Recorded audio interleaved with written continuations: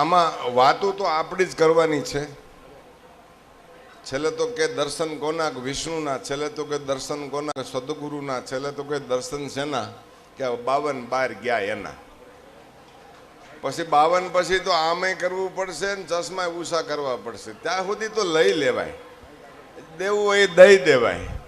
એમ બાપુએ આગળ જે કાંઈ સહજમાં દીધું એ 52 પછીની વાત છે કે હવે 52માં તમે રમો. તમારી પાછળ ઘણાય બધાય છે, તમારા પ્રવાહમાં ઘણાય બધાય છે, તમારા પ્રેમમાં ઘણાય બધાય છે. આ તો મીઠી વીરડી છે, દરિયો કાંઈ ખૂંદવાની જરૂર છે નહીં. દરિયે કૂદી જાઉં તો તરતા નથી આવડતું, તરતા આવડે છે તો કાંઈ કૂદવાની જરૂર નથી.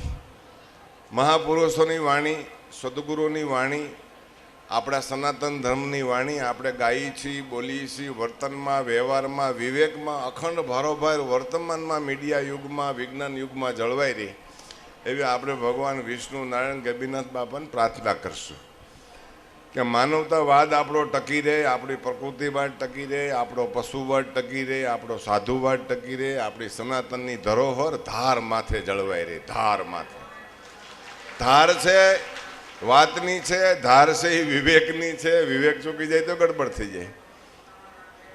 ધાર છે એ ભજનની છે, ધાર છે એ સેવાની છે, ધાર છે એ બેધાર છે. વાણીમાં ગવાય છે આ તો સોધારી છે, બેધારી છે. ભાઈ ખમાઈ લેજો.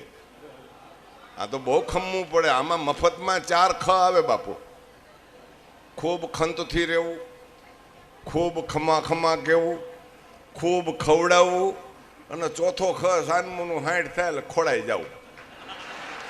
હવે એમ કહીને ખોડાઈ જાઓ, ખોડાઈ જાઓ. તપોવનમાં ખોડાઈ જાવ. ખોડાઈ ગયા પછી જે ઉગે એ ભજનનો ઉગાવો.